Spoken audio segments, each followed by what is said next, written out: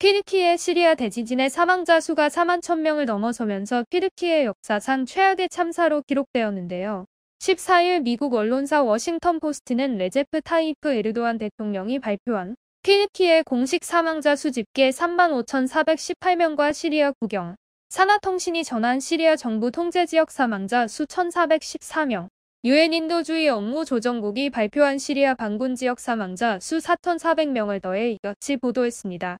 앞서 AP통신과 AFP통신 등은 시리아의 사망자 수를 전하면서 튀르키예 공식 집계와 시리아 당국 반군 지역, 하얀 헬멧 구조대 등의 통계 3,688명을 인용했는데요. 내전으로 정확한 통계가 어려운 시리아는 사망자 수가 아직 제대로 집계되지 않고 있습니다. 우리나라에서 튀르키예에 건설한 다리가 지진을 견뎌냈다고 해서 화제인데요. 관련 소식을 함께 알아가 보시죠. 잠깐, 구독은 하셨나요? 구독하시면 올해 한 해도 좋은 일만 가득하실 거예요. 중국 외교관들이 한국 엔지니어링사와 시공사가 만든 튀르키예 차나칼레 대교를 자신들이 건설했다고 주장해 논란이 일고 있습니다. 지난 13일 메이팡 장 주국 아일랜드 중국 대사관 초명사관은 공식 트위터에 차나칼레 대교 사진을 게재하며 중국이 튀르키예에 건설한 다리는 지진을 견뎌냈다고 주장했는데요. 해당 글에는 차이나텍 중국 기술이란 해시태그도 포함됐죠. 이어 주프랑스 중국 대사관 공식 트위터도 같은 내용의 글을 공유하고 나섰는데요.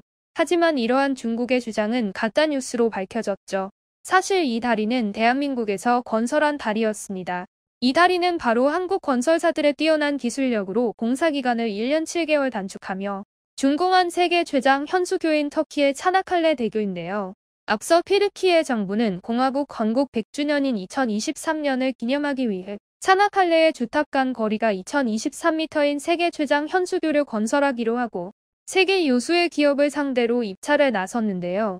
이에 국내 최장 현수교인 이순신 대교를 건설한 DLENC와 SK에코플랜트가 팀 이순신을 구성해 2017년 일본 기업을 제치고 수주에 성공했습니다.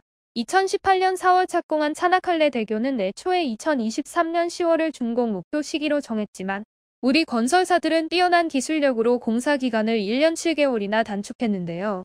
총 공사비는 약 3조 2천억 원이며 회사는 이 교량을 12년간 운영한 뒤 튀르키예 정부에 이관하기로 약속했죠.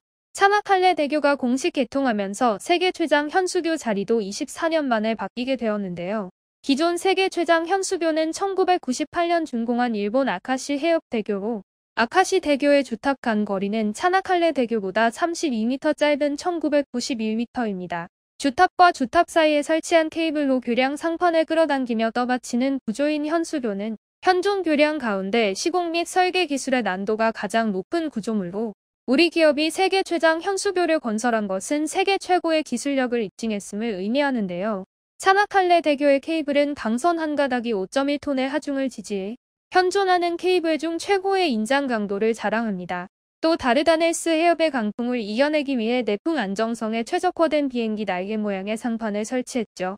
높이 334m에 이르는 주탑 역시 현존 현수교 중 가장 높다고 알려져 있습니다.